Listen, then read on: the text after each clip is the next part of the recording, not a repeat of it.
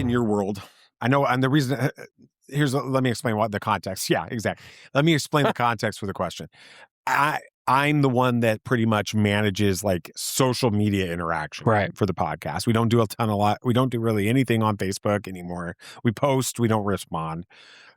We do some on Instagram when I feel like it, but most of it is Twitter because for whatever reason, that's just the one that feels most natural to me. Sure. And we're getting like 100,000 impressions a day right now on Twitter. So it's going really, really well. So if you're not following, it's not Twitter anymore. It's X. So if you're not following us on X, that's a good platform to do that. But anyway, on that platform, I've noticed a shift. How so? For most of the last 8.5 years, conversation around The Last Jedi is if you say anything positive about The Last Jedi, the only response is you're an idiot. You're going to get blasted in the comments, blasted in the replies, retweeted, ratioed, all that stuff that happens, right? And since we started doing this podcast again with The Mandalorian and Grogu, and I've started posting on occasionally about The Last Jedi because we love it, right? People think that this is new to us. No, we've done this. We are the original The Last Jedi super fans, right? And I've got video proof of us telling Rian Johnson we've seen it 10 times within the first month. So the shift has been now I would say it's at least 50-50, the responses. Really? It's we love The Last Jedi. I've gone back and rewatched The Last Jedi, and my opinion has changed on it. Or I've always loved The Last Jedi. I've actually had people say, thank you for posting positive things about The Last Jedi because I didn't know there would be other people out there like us, like me, that liked The Last Jedi. And because you post about loving it and other people are responding to it and there's this conversation about liking it, I realize I can say I like it and be public. And there's half of them are going to blast us and all that other stuff. Right. So that's my experience with The Last Jedi. I don't talk about it at work. I don't talk about, I don't have relationships with people outside of, you guys where I talk Star Wars. What is your I'll start with you, Nate. You're at college, right? You're at university. You go to the University of Mobile. So people know that you love movies. They know you love Star Wars. They do. What's the response like when you say you like that? Like The Last Jedi is not just a fun movie. The Last Jedi is a masterpiece. What's your response? Every time I say it, I'm questioned. Like everybody says that it's terrible. I'm not kidding. I don't think I've met a single person that really does like it, which is fair. People can have their own opinions. I usually ask them why, just to have a conversation. They always give me the same reasons, and they're always the same reasons of like, Canto Bight didn't make sense, Rose was a bad character, Finn's character didn't make sense, Rey's a Mary Sue, all of those things. Luke, they killed Luke Skywalker. Yes, all of that is always brought up. And I can always shoot it down, and they never really have a foundation to stand on for why they don't like it. And then I hit him with the final blow of when was the last time you saw it, watched it? And they're like, well, I saw it just once at theaters. And I was like, do you remember how you felt after you watched it at theaters? They're like, I thought it was okay, but now that I've let it sit with me, I don't think it's as good. So they haven't let it sit with them. No. They've let the overwhelmingly negative narrative that has been pushed by sites that I almost just said, and I don't even want to give credit to. Good job. Nice save. Proud of you. That actually retweeted us and tried to blast us this morning, by the way. Cool. About this, which we're at when we're recording this, it's like 1:15, 1:30. Yeah, 12:50. Yeah, and we've got like 100,000 impressions already today because they did it. But anyway. Well, thank you. Thank you. Yeah, and get us monetized. Can you do it again tomorrow? Yeah, exactly. But it's really, they've listened to their narrative. Right. Not making their own decision. And I don't want to sound like that's people aren't thinking for themselves. No. But to a large extent, it feels to me when it comes to The Last Jedi, people aren't thinking for themselves. That's the way it feels to me. Right. And a lot of the time, if they go back after that and watch it, and I'm asking them again, I'm like, what do you think of it? They're like, it's better than I remembered. I enjoyed it. I can see why somebody would like it. It's not my favorite, but I enjoyed it, and it was better than I remembered. Yeah, because it's been almost like 10 years. It's been 8.5 years. Yeah. So of course you're not going to remember and you change. And like, there's so much that's happened since then. And I know that you live your life on social media, and of course you're going to get all of the hate about it. So yeah. And then there are some people that are just all Disney Star Wars is not Star Wars. And Except then Andor. And then I except Andor. And then I mentioned Andor, and I mentioned Rebels, and I mentioned season 7 of Clone Wars, and all this stuff.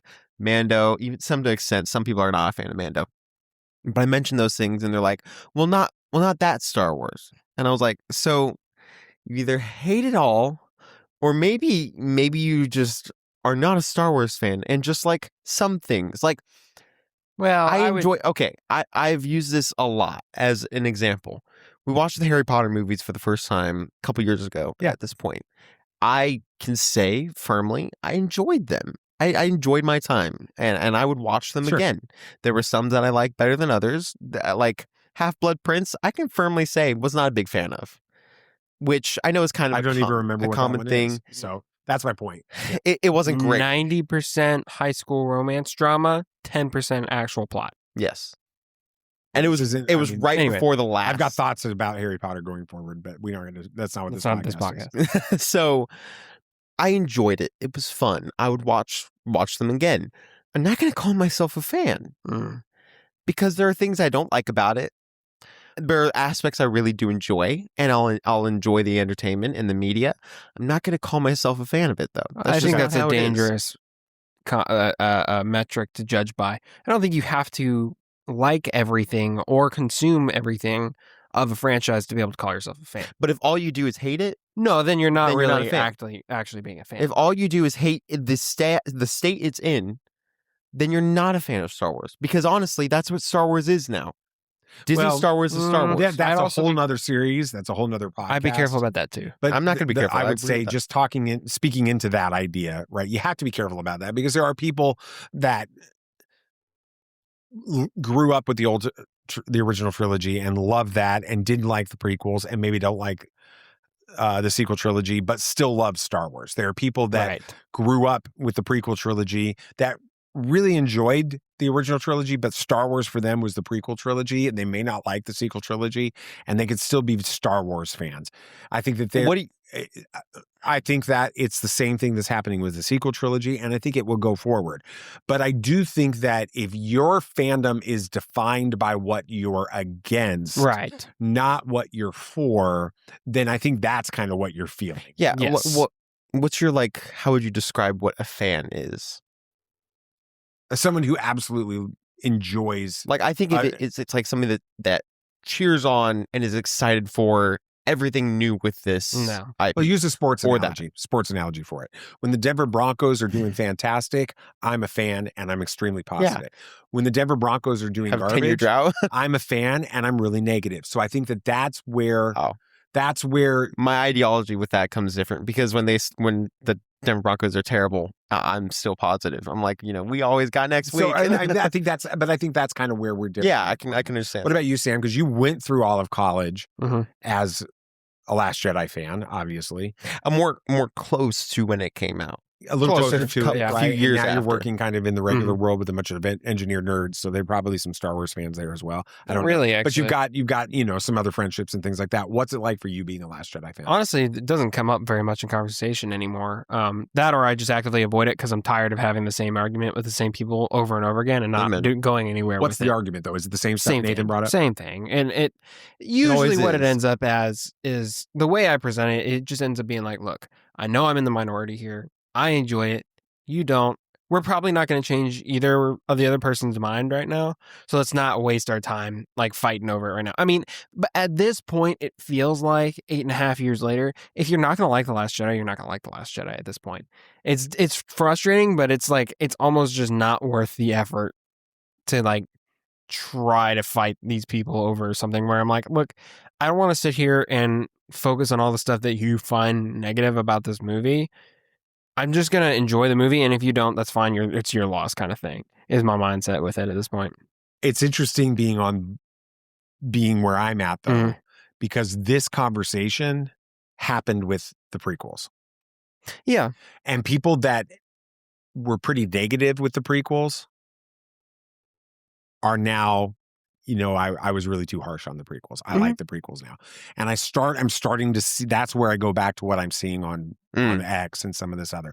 I'm seeing people pretty much every day saying, I judge this too harshly, or I like it now. And I think that we're seeing that shift happening now with this. I think the one that's going to have the harder time, honestly, is once people come to the realization that The Last Jedi is not what the narrative of The Last Jedi was, and we're going to spend the next several weeks addressing those concerns, talking about all of those things. I think when they realize that The Last Jedi is not that bad, I think that that's going to cause people to have even a harder time with The Rise of Skywalker, because I don't think The Rise of Skywalker is a story that would have existed outside of the negativity with The Last Jedi. Yes.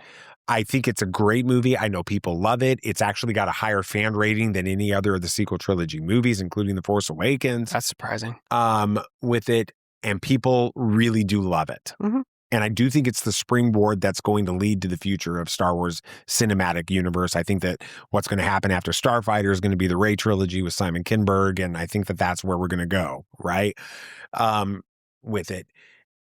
I do think the one that movie exists as an overreaction in a lot of plot lines, as an overreaction to the fan reaction to The Last Jedi. And so I think that's why it's going to have a problem with that. But we'll see. We'll see. I'm actually revisiting The Rise of Skywalker right now, personally, in my own fandom. Like rewatching, listening to the novelization, trying to understand it better, to try to be like, how can I appreciate this movie more? Which going back to you, Nathan, that is a fan. A fan that's willing to say, that's not my favorite. I would have done it very differently. And it's been a few years since I've watched it. I'm going to go back and watch it again. Right. I'm going to think about these things a little bit more deeply and see if I can appreciate it more. That's fandom with it. All right. Okay. So there's a narrative within Star Wars fandom that says that Rian Johnson's number one goal, his intent when writing The Last Jedi, was to very deliberately subvert expectations in from the coming out of The Force Awakens, to subvert those expectations, to do the exact opposite of what the fans said. Even so much so that there's this false belief that Rian Johnson wrote the plot points of The Last Jedi to knock down the theories that existed about The Last Jedi when The Force Awakens hit theaters afterwards with that. What are your thoughts on the idea that Rian Johnson could potentially have been completely subverting expectations in The Last Jedi? I'll start with you, Sam.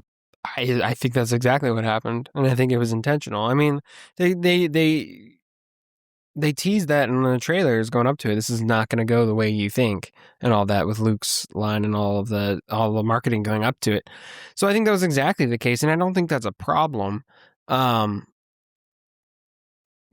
Wars is built so much on theorizing and things like that and discussion. So I think subverting expectations is a good thing. It makes for a more interesting story when you do that too. If everything goes according to plan, it's a really boring thing to watch. You're like, oh, I know this was going to happen, or oh, this was pretty obvious and stuff. Nobody wants to watch that. I mean, genuinely, I don't think there's some people. Okay, Mom. All right, fair. But for most people, they want a story that's going to do something different, show them something different, go a direction they weren't expecting, because it's more enjoyable.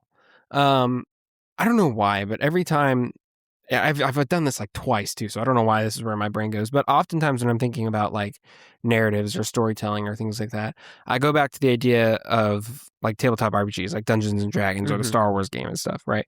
And I think, what do players want? They don't want their plans to succeed all the time. Not really. Nobody's going to tell you that.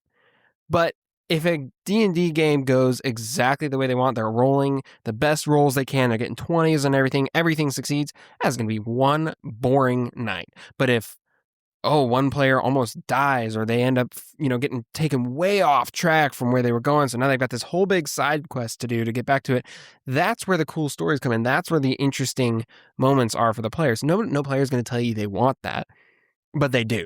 And it's the same with movies.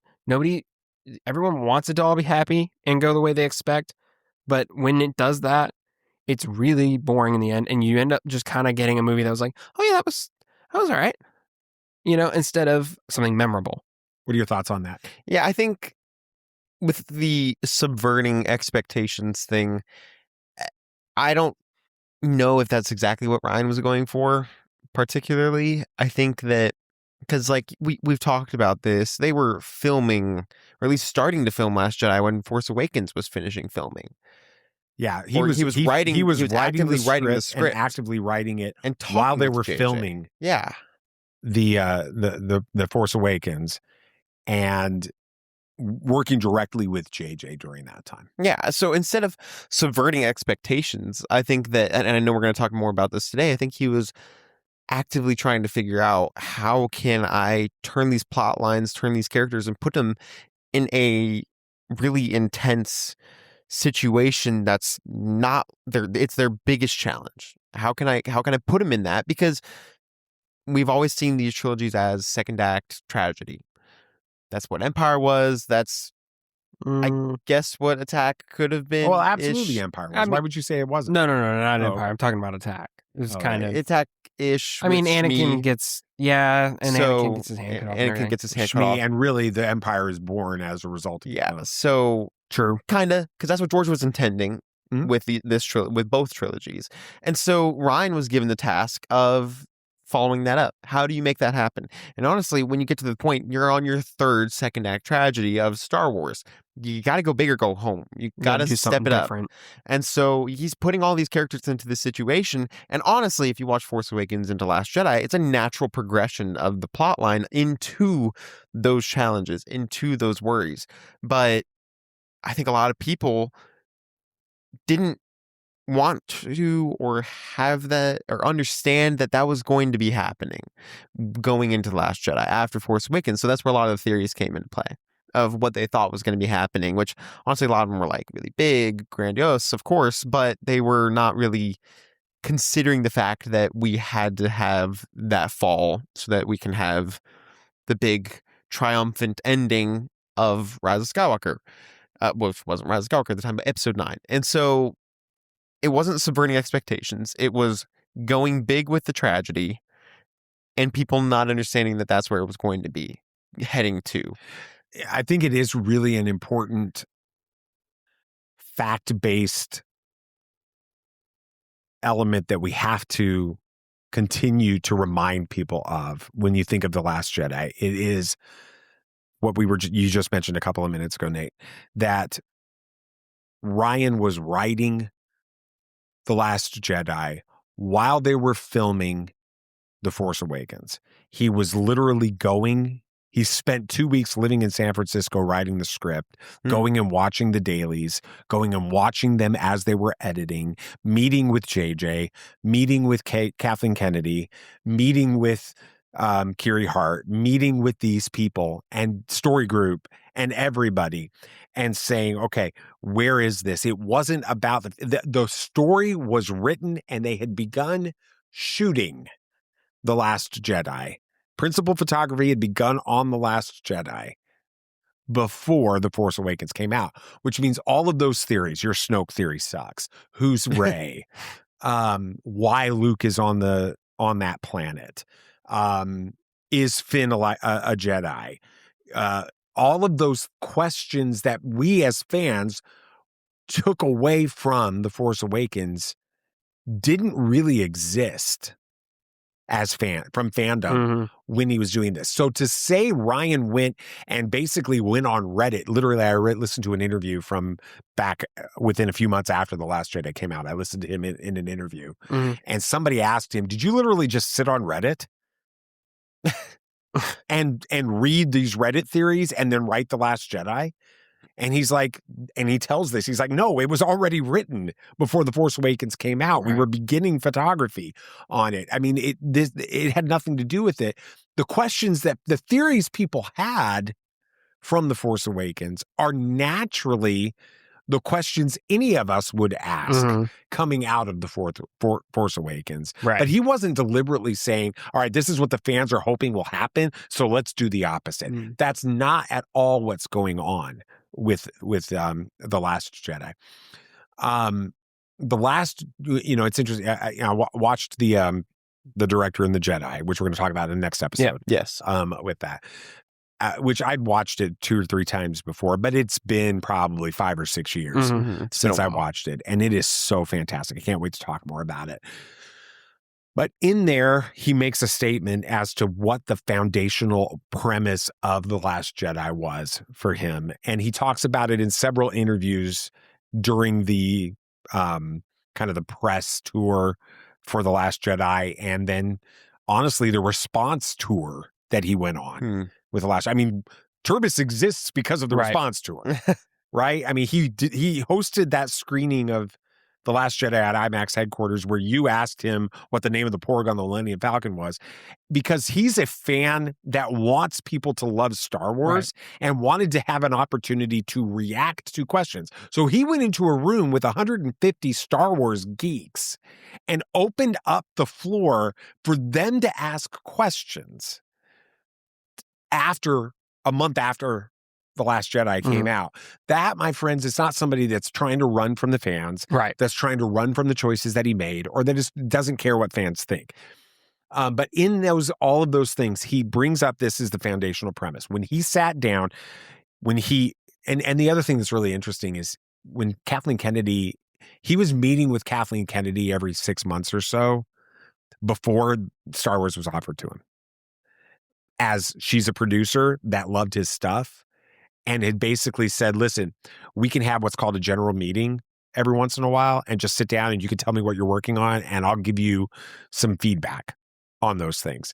And so he went to Lucasfilm to have a meeting with her for one of those, to talk about the things he's working on. And he walks into her office and she says, can you shut the door on the way in?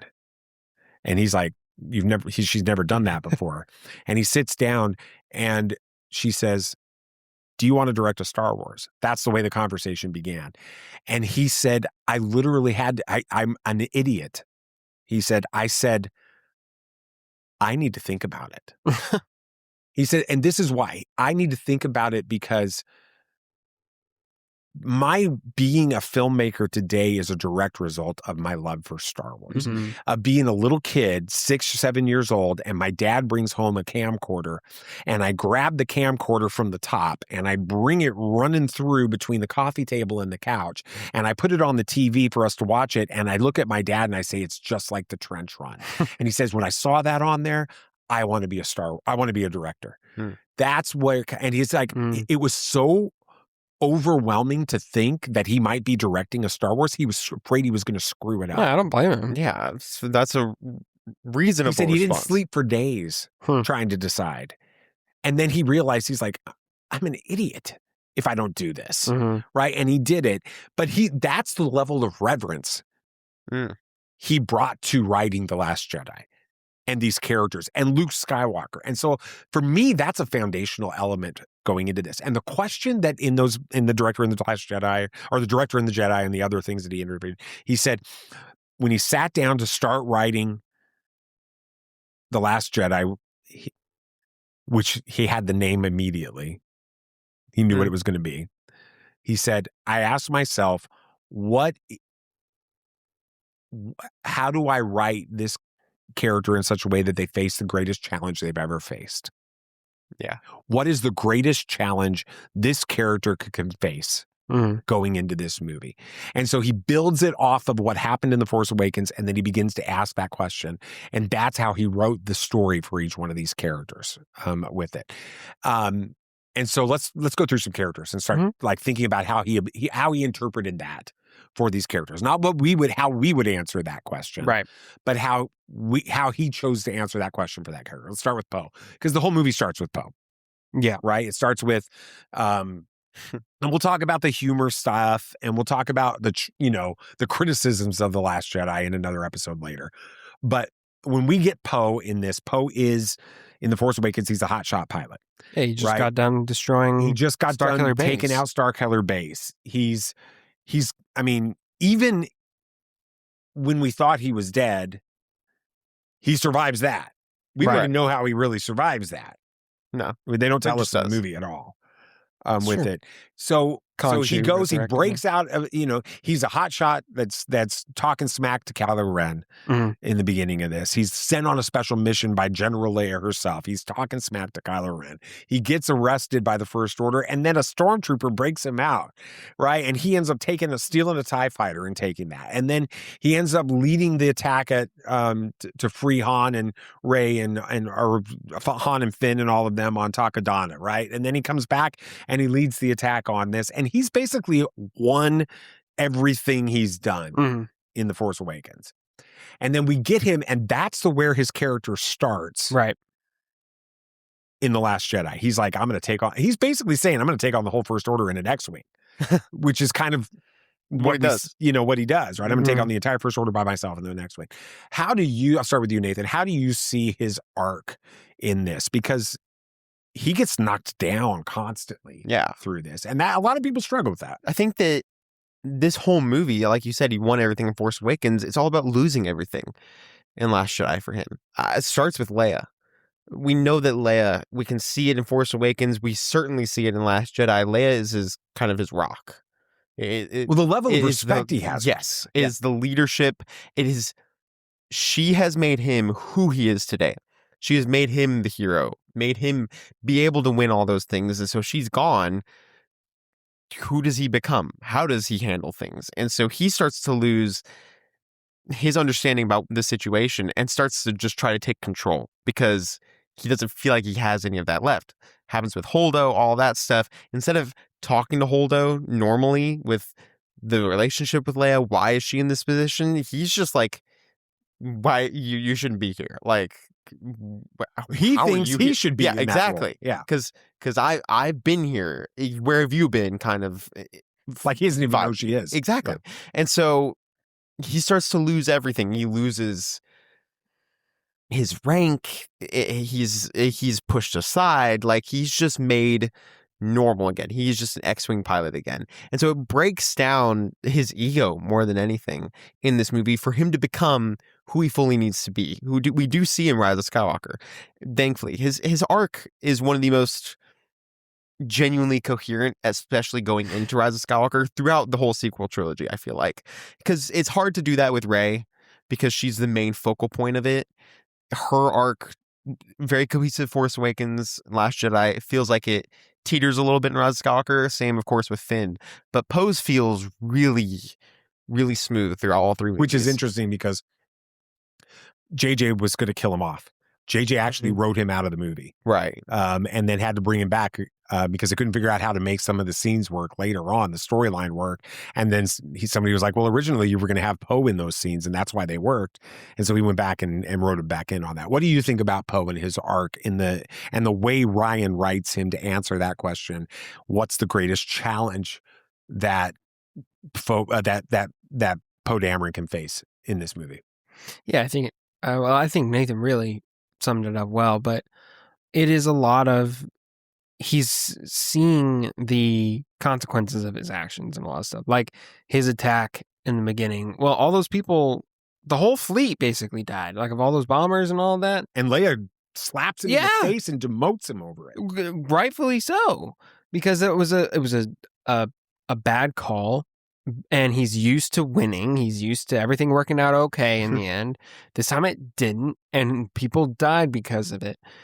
And that's how his character starts off the movie. And then it's, he gets some small wins throughout the movie at that point. But it is a lot of just kind of humbling himself throughout the whole movie. And even the what are they called on Crate? The skid. Yeah, I know what you're talking about. The ski. Yeah, whatever. Like that whole attack or whatever.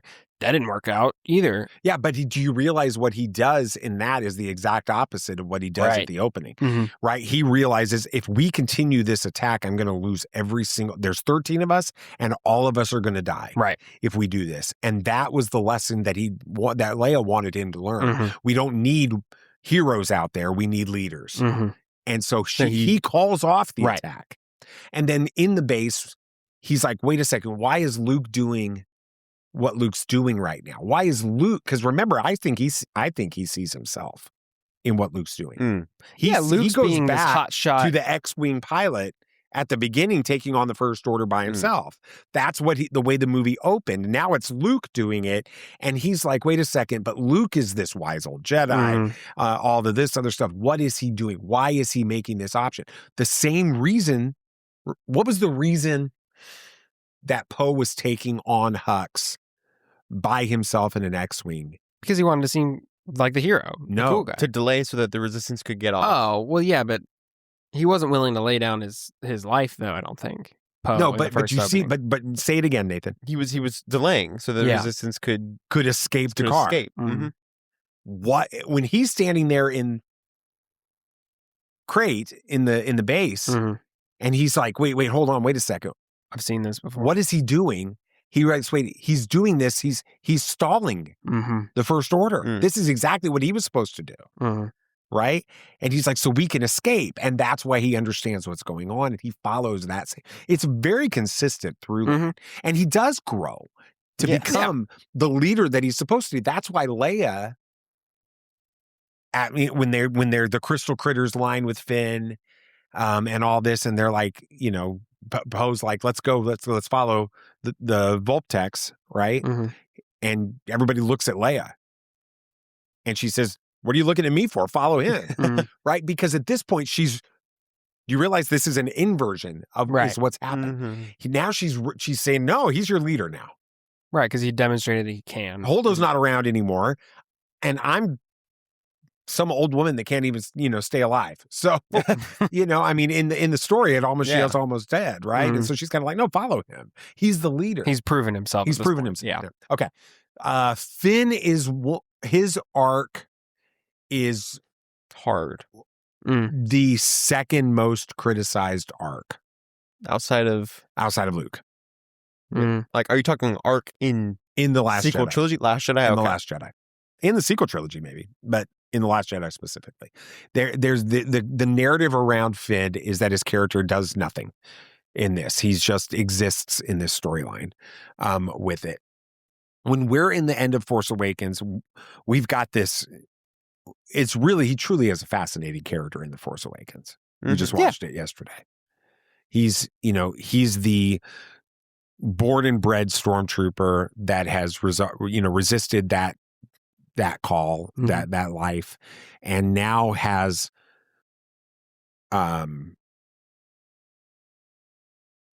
unexpectedly been thrust into this status of resistance hero. The narrative going into The Last Jedi, and Rose is the reason we know this narrative, is in the period between the end of The Force Awakens and whatever it is happening at the beginning of The Last Jedi, which is probably only a few days at this point. The story of the resistance or the Imperial Stormtrooper, the First Order Stormtrooper that defected and became a resistance hero is the story of Finn. Right. And none of that is accurate. We see what happened for real in The Force Awakens. Talk about what is Finn's real motivation in The Force Awakens. He wants to get out of there. He can't be what they want. He doesn't agree with all these things that are happening. So he breaks Poe out, not because it's not I feel bad for Poe thing, I don't think. He's a means to an end. He's going to be able to get me out of here, and that's all I care about at this point. While it was a good deed, so to speak, that's not why he did it. And then the rest of the movie, to a degree, a lot of his actions are selfish in a lot of ways. He's doing what's best for Finn in the moment. And Rey. He's committed to Rey. Yeah, but potentially for selfish reasons too.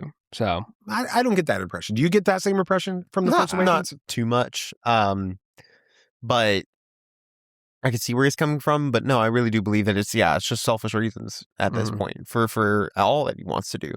And I think he's committed to helping Rey because I feel like it's a whole damsel in distress idea. Like, that's what I'm thinking. I can be there for her when he obviously she can Clearly take care doesn't of need herself. But it gets to the point where he's like, well, I have an out on Takodana. I'm going to take it. And then he almost does. It's not Rey that he's staying there for. He's like, well, she's got Han now. I don't really need to be there for her. And if I can get out, then I'm going to do it. So, yeah, he's a coward. But I disagree because what happens after that is exactly. he comes back when he sees the First Order 100%. coming, and he ends up leading the charge. That's the whole thing at the that's not how the Force works lines in The Force Awakens is Han's like, what was your role here? And he's like a sanitation. He's like, listen, I'm not here for the Resistance. I'm here to save Rey, is what he says. And so it is Rey. Rey is his motivation to a large extent. In this latter half. In the latter half of that. And then how is he challenged in The Last Jedi?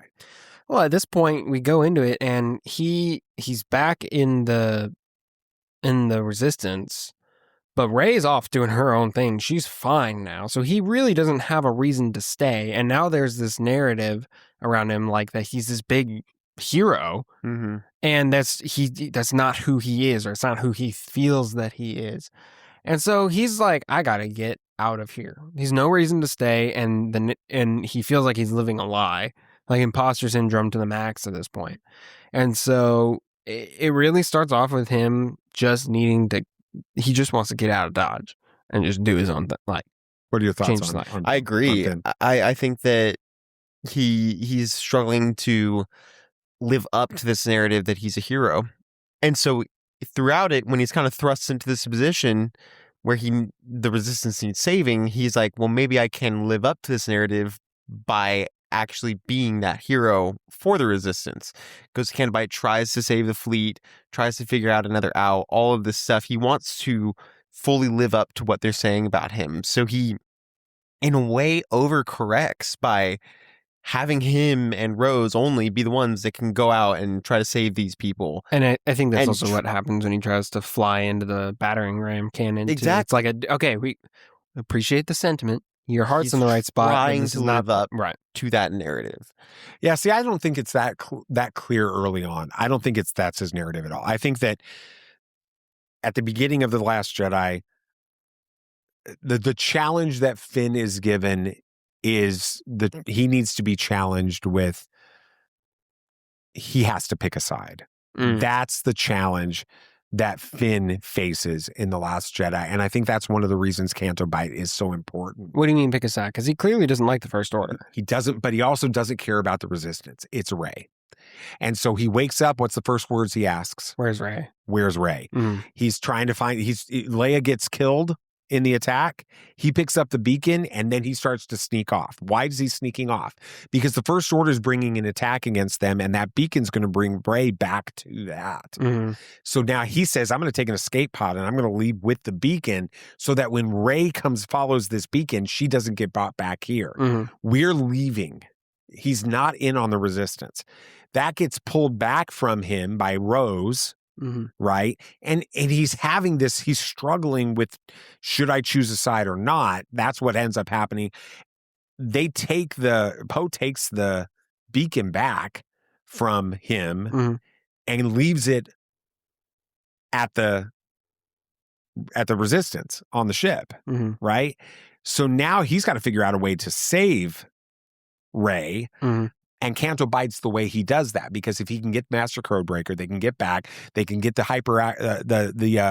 tracking, the hyperspace tracking turned off. Then they can take the Resistance fleet, get them away from Snoke, and when Rey follows, she's going to be safe. So really, his motivation is Rey. He doesn't want to choose a side. That's why the DJ arc is so important in the Canto Bight stuff and with Finn, because Finn's DJ's own name means don't join. He's saying you got to understand you've got, and we'll talk more about this, I'm sure, when we get to the criticisms episode of this, but Finn is in the middle, and you've basically got Rose as the angel on his shoulder, and you've got DJ as the devil on his shoulder. Rose is saying, choose what's right, choose the resistance, do the right thing because it's the right thing. And DJ's on his shoulder saying, don't join, don't get involved, choose yourself. The whole thing is corrupt. Both sides are playing both sides. There's no way you're going to win in this unless you just pick yourself, which is the struggle that's happening in Finn all through this movie. And then when we get to the end of this, after the DJ thing happens on Snoke's destroyer, with that, Finn realizes, no, I don't want to be him. Look what that almost cost us. It almost cost Rose. It almost cost my life, right? He leaves. He's a nobody. I don't want to be that guy. And then he's sold out to the resistance, and that's why he's willing to sacrifice everything for the resistance by taking that out of that. Next character is, Snoke is an interesting thing. Snoke is so... Snoke? Snoke is so infrequently featured in The Force Awakens. I had not realized how little. Like twice he shows up. I think and you never see him physically. You see that giant holographic version of him. Most of him's in shadow for that too, so you barely. Why do you? I'm going to ask this question a little differently for Snoke. Why do you feel like everybody was so obsessed with Snoke between The Force Awakens and the last? It's a mystery behind it. It's a mystery. I mean, he was a blank slate in a position of extreme power, which, with those two things combined, everyone's going to be like, he has to be someone significant. I mean, think about it. He is now heading up what is basically the new empire. What? And we know nothing about him. How did he get here? You have to be someone significant. Even if he isn't descended from someone important, he clearly has to have importance of some kind to get there. So who is he? And then we got, like you said, we got absolutely nothing about him in the Last Jet, The Force Awakens. So you got to fill in the blanks. Like, people were just going to inevitably fill in the blanks. And yeah, I think it probably got a little out of hand with the whole, like, to the point where your Snoke theory sucks was like a meme. Yeah. But I mean, I understand where that came from. It makes sense. Any idea, like, did Rian write Snoke like one of these major characters, or did Rian write Snoke as if Rian realized Snoke's not the villain? I think it's a bit of Snoke's not really the villain in this. Like, he's an antagonist, of course, but he's not the villain. And I think it's another thing of playing into his narrative that no matter who you are or where you come from, you can find yourself in a position of importance within this universe, within this galaxy, and which is vital to The Last Jedi. That is the beating heart of that plot. It's what we end the movie on as well. So we pretty much, Ryan's like, you don't need to know where Snoke comes from. You don't need to know who he is. This is who he is. This is where he's at. This is what he can do. And he's dead. Like, you don't need to worry about it. Yeah, I think good. Yeah, and it made it an interesting character. And I think even in another point, having him be in The Force Awakens, which I think this is the one where he may have leaned a little bit into subverting expectations. I think if there's any out of any of them, it's this one. And in The Force Awakens, big shadowy figure, giant hologram. It's like, ooh, this guy's scary. Like, he's a really big dude, scary face. Like, there's a lot going on here. Then we get to Last Jedi, and he's like kind of average height. No, he's tall. He's tall. He's really tall. But he's in a giant gold sparkly dress, which like is robe. cool. And that's pretty much it. Like, he's very different. Like, guard is now down compared to where he was at in Force Awakens for the audience. And so it's more of a flipping it on its head with this character of like, these people may not be who you think they are. And he's still powerful, even though it doesn't seem the same way as it did before. What were you going to say, Sam? I think it's very it's a very similar sentiment to kind of some of the points we made regarding the Mandalorian and Grogu. I think it was look, he's here, he's a guy, you don't need to know anything about him. He's here to serve his purpose in the story, let's move on kind of thing. Like, they didn't go through and explain the entirety of Rebels so that you understand who Zeb is in Mandalorian and Grogu, right? They give a little bit of backstory on Rada the Hutt, but not much, right? Well, why am I forgetting your name? Sigourney Weaver's character. Colonel Ward. They didn't give us anything about her, right? Because you didn't need it. You don't need it for Snoke either. You didn't get any of the backstory for the Emperor in any of the original trilogy. The trilogy didn't get any of it. Nothing. Never once. He was just the big shadowy villain pulling the strings behind the scenes. That's all you needed, and that's all Snoke should have been. And so I think Rian was trying to channel what happened in the original trilogy and then subvert it by saying, oh, but now actually he's dead, which is, it's surprising. Excellent. That's surprising, because I think everyone expected him to be somebody and survive throughout the whole trilogy. So when he dies off, that is a bit of a subversion, and I think that's okay. But yeah, I think the challenging, like, you know, what would challenge this character the most? Yeah, I was going to ask, is there really isn't a way to challenge Snoke, I guess, because we didn't have much of him to begin with. I think the challenge was more for, and this is a subversion thing, I think was more for the fans. I understand where you're coming from, but I do think that Rian specifically does challenge Snoke. What the biggest challenge Snoke faces in The Last Jedi is his overconfidence. That's true. Snoke never once doubts himself, and that gets him killed. Mm-hmm. Yeah. In this movie. Yeah, I mean, even up to the end. I know what's happening with Rey. I know what's happening now with Luke. I'm controlling you, Kylo Ren. I'm playing you. He's mocking him at the beginning, to tearing him down, so that when he brings Rey to Snoke, he can build him up. You know, grandson of Vader, you know, all the stuff that he says about this, you know, master of the Knights of Ren, right? You know, all of this other stuff. Take your rightful place. He thinks he's playing Kylo Ren, and Kylo Ren is playing him. Yeah, up to the end where he's like, I see you turning the lightsaber, and doesn't realize what's actually happening. So the challenge, the biggest challenge and Snoke fails to meet it, is Snoke is overconfident. That's fair.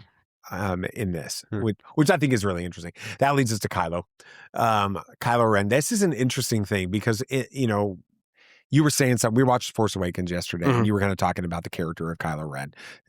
Go ahead. And what's your opinion of Kylo Ren from what you experienced in the Force Awakens? I mean, like I said yesterday, I get the characterization that JJ was going for, and to a degree it works at times, but a lot of times it really does kind of feel like Kylo is the edgy emo kid trying to be all cool and stuff, right? Like, you know, I can't think of a good example, but he really just does feel like he's trying too hard to be something that he is not, which is an underconfidence. Right, which is an underconfidence, and it's also like, I mean, Han Solo even says it. He's like, this is not like who you are. Yeah. This is not, you know, all of that. Even Snoke kind of points, you know, jabs at him with that.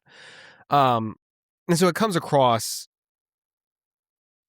unintimidating in a way. Like, he's like, oh, this is just some kid who looks, you know, 30 pounds soaking wet and kind of goofy and wants to be his grandpa for some reason, even though did he forget that his grandpa like switched at the end? You know, that kind of thing.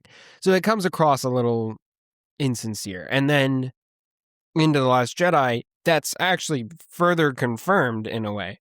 You know, Snoke is like, take that ridiculous thing off when they first meet, and all of this stuff. He's actively cutting at what Kylo has built himself up on,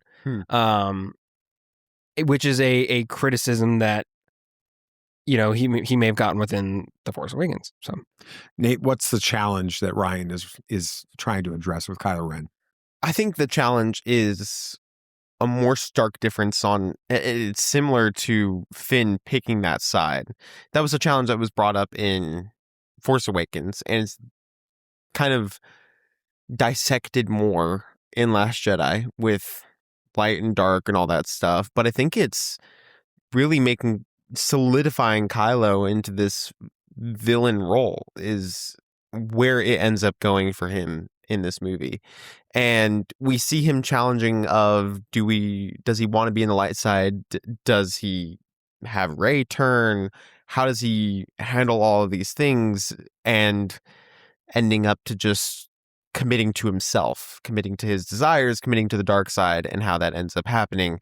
So that we answer the challenge, I think, that was given in Force Awakens to Rian, and kind of that's what was dissected within this movie. What do you think about that challenge? Do you think that's the challenge that he has, or I think it's a challenge of his identity and his background, like I was mentioning. You know, the whole he was trying to be or finish what his grandfather started, and trying to be this, you know, second coming of Vader, it feels like at a lot of times. And there's a lot of moments in the story where that's undercut and that's undermined in a lot of ways, and he's trying to be this stark villain, but then there's this weird thing with like the strange connection that he has with Rey that's throwing him off. So I think it's a question of his identity. I think that for me, when I look at Kylo Ren in The Last Jedi, I see someone who is challenged with accepting the consequences of what he's done. His story culminates in The Force Awakens by him murdering Han Solo, his own dad. And so he goes down that dark path, and then he gets defeated by Rey. And there's a lot of reasons why that are actually grounded in common sense as to why Rey, who has never wielded a lightsaber, can defeat him. He was injured and all this other stuff with it. So now he's coming into The Last Jedi, and he's dealing with the ramifications of being defeated by Rey, and he's dealing with the ramifications of having killed his father. And so now he's got to figure out what that means, right? That's why when he first is confronted by Snoke, and Snoke starts to belittle him, right? And he's like, "You're weak. You're just like your father," and all this. I mean, that's literally the challenge Snoke is throwing at him. You're weak. You're just like your father. You got bested by a girl who never held a lightsaber. With this, and he's like, "I killed my father." He pushes back on this, and then loses it in the elevator with the helmet and all this other stuff. With it, the first half of that movie, all the way through the throne room scene with Snoke, he's struggling with, do I choose the path of being truly fully evil, or do I choose to come back from that? And I think that in the moment that he reaches out to Rey and wants Rey to join him with that, he's made that choice. He's saying to her, "I'm not coming with you in this point. I've made my choice.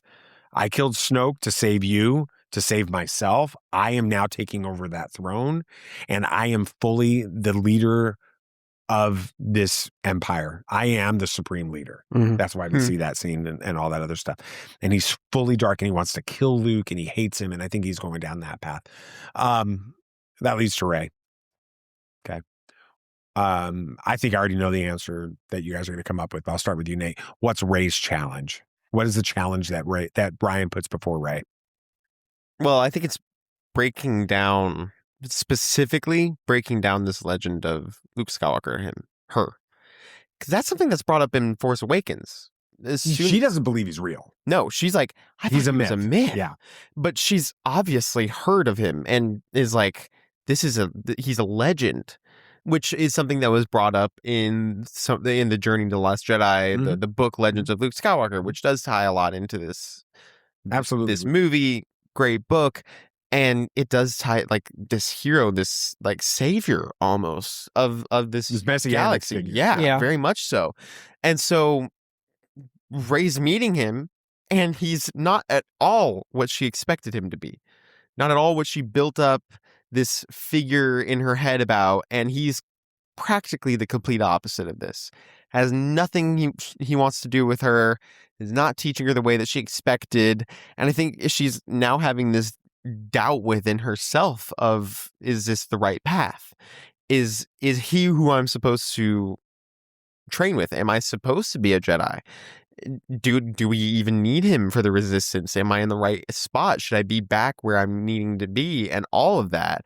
And it even leads to her fully just doubting him by the end of it. Like, I'm leaving, which is very much a parallel of Luke and Yoda in Empire Strikes Back with Han and Leia and Cloud City and all of that. So we see that parallel, and we see that happen with Rey. Yeah, I firmly believe it's just breaking down of the legend. No, I think it's her longing for understanding where she comes from. And the challenge is coming to grips with she's a nobody. At least that's what we were told in The Last Jedi. She was a nobody. Like, she was going to be literally was the daughter of some scavenger parents who dumped her off because they couldn't drinking money. They needed drinking money, right? Which is probably what was supposed to have happened in The Last Jedi, and that was a hard thing for her to come to grips with. She, throughout the entirety of The Force Awakens, believed that she needed to go back to Jakku because her parents were waiting for her, because they cared for her, and they only had to drop her off because it just wasn't the right time. That there was someone out there that cared for her. And then we get to The Last Jedi, and every single major moment for her character is just, no, there was nobody, and you are Rey, and that's all. You don't worry about it anymore. And Kylo cuts at that. There's the moment in the cave, or with the mirror, that scene. All of that just to show, to challenge her longing for her parents, or whoever she thought her family was, which a lot of the movie is also her realizing she found a family in the Resistance with Rey, or with Poe and Finn and all of them. So I think that's kind of the big challenge for Rey in this movie. Yeah, I think that it comes back to the moment with Maz in The Force Awakens, when Maz says, the belonging that you seek is not behind you. It's in front of you, right? And she tells, Maz seems to suggest that it's Luke.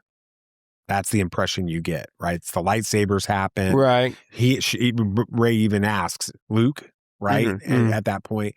And so now she's gone to Ahch-To, and she thinks she's going to find her belonging with Luke. And so what you said applies in that moment, because it's a bit of she both, thinks it's kind of a combination of what you're both saying. It's right. She's looking for her belonging. Well, my belonging is now, I've got these abilities with the Force that I never even believed. So my belonging is now Luke's going to train me to be a Jedi, and he doesn't. And then she gets pulled into the Force cave, and it's like, my belonging is in finding out where I come from, and why I am who I am. And maybe it's Han and Leia are my parents, right? I mean, there was a theory. She's looking at the couple coming at her, and it's the silhouette of Han and Luke and Leia. Han and Luke. That would have been a weird. That'd be a weird ship. With that Han and Leia, with it, and then it morphs into one, and it's Luke at that point, and then it becomes her, with it. And so the challenge is really, Rey, you're somebody because you're just Rey. That's what you need to walk away from this movie believing. You're Rey. Be happy with being Rey. And we're not here to talk about the Rise of Skywalker, but I don't think that her being the descendant of a clone of Palpatine, or her becoming Rey Skywalker at the end of that, fully negates the truth that she learned there, where she needs to be more confident in Rey. I'm Rey. I think that actually is why she can overcome, and we'll talk about this some other podcasts probably, but that's why she can overcome the fact that she finds out she's a Palpatine, right? Because it doesn't matter. She realizes that doesn't matter. My lineage isn't what defines me, and she learned that lesson in this. And then we got the last one. Good old big boy, good old Luke. What do you think that was like for Rian when he read the script the first time, and he realized that Rian? Bomb, when he read the Force Awakens script, and he that bomb is dropped in his lap, where JJ's saying, I'm not doing anything with Luke Skywalker, you can take this. Yeah, no pressure, dude. I mean, he's like, he was the main character of the previous trilogy, and he's what everybody is wanting to see, right? This entire movie, and he's not there, so now they have to wait another 2 years. Mm-hmm. No pressure. Yeah. What's the challenge that Luke faces? Having to be what the galaxy needs him to be in this moment, what the galaxy thinks he is. I mean, when we meet him, he's a broken, grumpy old man, rightfully so because of what happened, who wants nothing to do with his legacy of being this hero for the galaxy, being this great Jedi, which, Rey is convinced is what they need, which really kind of isn't, but then it ends up being what they really need in a way. And Luke has to realize that the galaxy is counting on him one more time. So he has to push past these, his past, I guess, and be that hero one more time. And his failures of his past don't mean that he can't ever do something good again in the future. Nathan, what do you think? Yeah, I think it's coming to grips with the fact that he's, at this point, after everything he lived up to in the original trilogy, he's not perfect. And he failed miserably with the Jedi he was teaching, and specifically Ben, his nephew. He failed him. There's no doubt about that. And I mean, honestly, what he did was just leave. He just hid. He didn't want to be near anybody. He wanted to just wallow in his sorrow. And now he's thrust into the position where it's like, we know you failed. None of us are really holding it against you, and we need you now. We need you to show up again. We never expected you to be perfect. We expected you, to be Luke Skywalker, the Jedi we needed. And he's like, I don't want to have any part with that, because I didn't live up to what I thought I was, which is what I think happened to him after all the stuff with Ben. He didn't live up to what he believed he could have been or should have been. And so he's now having to come to grips with terms of that. And it's just, it's all in his head, and he's not sure what to do. And it goes back to him like, well, I need to really live in this tradition of being a Jedi and the traditions of being a Jedi. It goes to the sacred texts and all of that. And he's like, I need to make sure that these sacred texts are okay, lit on fire, all that stuff from everything going on there. And Yoda's like, it's never been about that. And of course, Rey has him at this point, but the sentiment is still there. It's never been about the traditions. It's never been about this perfect ideology of what it means to be a Jedi. It's just been about, what can you do with this power? What can you do with who you are, who you were meant to be? How can you live up to that? And of course, Yoda, the greatest teacher failure is all of that, which is the moment that Luke realizes that his failure was not hindering him. It was making him understand that he can be better and to shoot for that, but not to understand, like, he thought he made it at that point. And so bringing him down to being like, you are who you're meant to be. It was, I think that's the challenge that we see him grow into. I think I see where you guys are all coming from, and I agree with what you're saying. I would say that for me, when I look at Luke Skywalker in this, I see a man who had believed his own hype reel. Yeah. So he comes out of Return of the Jedi. It's similar to how Snoke was or is in this movie. That's how Luke was. Absolutely. So Luke comes out of the Return of the Jedi, the original trilogy, and he is the man. Right? I mean, he's Luke friggin' Skywalker. Right? He just took down the Emperor. He just redeemed Darth Vader. He blew up the first Death Star. He's the new Jedi on the block, man. He's going to start training Jedi. He's going to build, and we see that to some extent with, in the second season of The Mandalorian, when he shows up with that X-Wing and he's just like mowing down these dark troopers and taking out. I mean, he's everything everybody thought Luke Skywalker was. Right. He's everything he thinks he is. Right. He's going to train Grogu, and he's kind of like, listen, you got to choose to be with me if you want to do this, right? I mean, it's kind of almost like, listen, if you don't want to be here, don't be here. Right. Dude, I'm Luke Skywalker. You know, if you don't want to be a Jedi, don't be a Jedi. And he's going to train him. And then he has Ben. And even Ben is like, if you read some of the extra canon material about Ben growing up and stuff, there's this through line that everybody from very early age sensed something that was dark in Ben. And it's almost like Luke Skywalker was like, yeah, but I'm Luke Skywalker. I redeemed Darth Vader. Right. Yeah, no, I took out the Emperor and I redeemed Darth Vader. So yeah, I'll train the kid, you know, he'll be fine with it. And so there's this, what he says to Rey in the temple on Ahch-To about the hubris of the Jedi. I think it's him. It's him. He is the hubris of the Jedi. Which it does mirror the fall of the Jedi in the prequels. Absolutely. It's the same mindset. And that's why he's talking about it there. And that's why now the Jedi have to end. The Jedi have to end. We can't do this. So I don't see him, you know, you talked about Nate, he's broken and he's hiding. He's kind of running. He isn't running. He's on that still from a level of hubris. He's on Ahch-To because he thinks I know better. I know better than everybody. And the Jedi are the problem. I was a Jedi and I was the problem. I almost tried to kill my own nephew over this. This is not the only way for the Vader to be balanced with the Force is for some other version of the light side to rise up. And as long as the Jedi are around, that's not going to happen. That's the Snoke, darkness rises and light to meet it. There's all of that that's going on. Luke believes the same things. He believes the reason Kylo Ren exists is because he exists.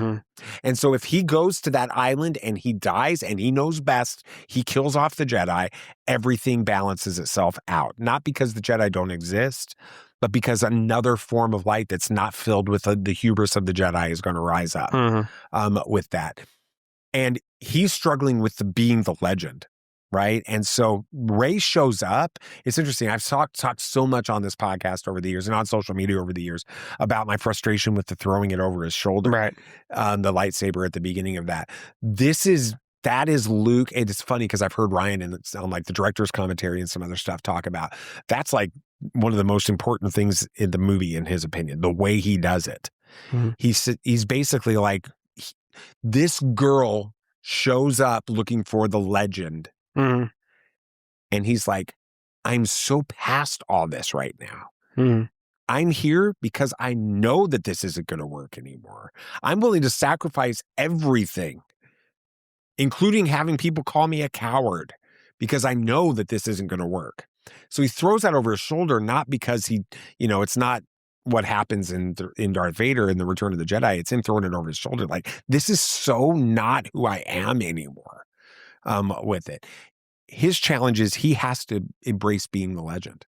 That's why we get that first moment or early on in the movie with Rey. She's like, he's like, what do you want me to do?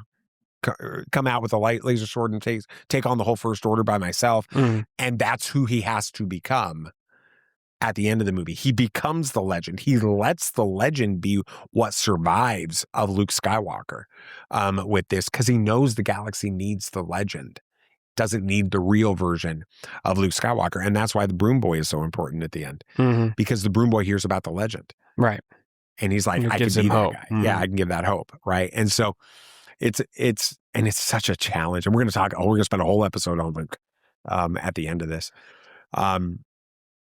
Do you feel like, kind of close it off with this one, when you think of The Last Jedi, do you see the narrative is The Last Jedi is a 180 reversal of everything in The Force Awakens, and then The Rise of Skywalker is a 180 reversal of everything in The Last Jedi?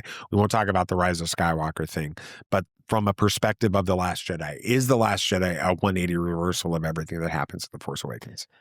I mean, in a lot of ways, it does feel like it. I mean, Poe is no longer this hot shot. Finn is not a coward by the end of it. Rey is a nobody, which going in out of The Force Awakens, you think she could be somebody. Luke is a legend. And then in the end, he's revealed to kind of not be, or not be whatever the galaxy thinks he is. Snoke's dead. He's nothing. Kylo kind of doesn't. I wouldn't say he ends up too differently from. Maybe he's just stronger in himself, but I don't think there's much of a reversal for him. And then, so, most of the characters end up opposite in a lot of ways to how we see them at the end of The Force Awakens. Nathan, what do you think? I don't think it's a 180 reversal of Force Awakens. I think it's more of we see them torn down and we see that they can now have room to grow. Because at the end of Force Awakens, it feels like these people are kind of still on that upward trend, but we're like about to reach a climax of really where their character arc is going to be at this point. Because, I mean, with Rey, it's like, well, she needs to train and maybe we figure out who her family is. But after that, it's kind of like she's reached her end goal, and we're pretty close to all that. But in The Last Jedi, let's tear all these people down so that they can become more of this in-depth and deep and more thoughtful character. Each and every one of them honestly becomes that way. Even Kylo, to an extent, it becomes more of we see more of that darkness within him. He struggles a lot with that light and that dark, and we see him commit to that darkness, which I know a lot of people were considering he may switch to the light in this movie. And of course, we'll talk about theories all in a that couple stuff. episodes, But sure. I think it's just we're now bringing them down and we're solidifying that they have new avenues to go into, which changes in episode 9. But I think it sets up a lot of amazing things that we wouldn't really have if they just kept going on the trend that it was going on from Force Awakens. So yes and no. J.J. Abrams makes it crystal clear in the director's commentary of The Force Awakens that almost every creative choice, storyline choice that he made in The Force Awakens was built to mirror something that happened in the original trilogy. Yeah, to make it feel like Star Wars was the goal with that. Do you think Rian came in rightfully so, or maybe not rightfully so, but do you think that he came in and said, I'm going to turn everything on its head? I don't think turn it on its head, but I think he wanted to, from a perspective of a fan of Star Wars, do something new. I think he wanted to see something new, because that's what Star Wars fans kind of want at this point. And there's very few Star Wars fans that are bigger than Rian Johnson, as we've discussed. Absolutely. And so he wanted to see, he's like, I want to see this new things. I want to be able to see all of this happen. I want to see this type of story in Star Wars, because let's just be honest, Last Jedi is a different type of story than anything we've gotten in Star Wars before. A different thematic plot, the way that it's paced, everything about it. It's really different, but it's so well done and it is told beautifully.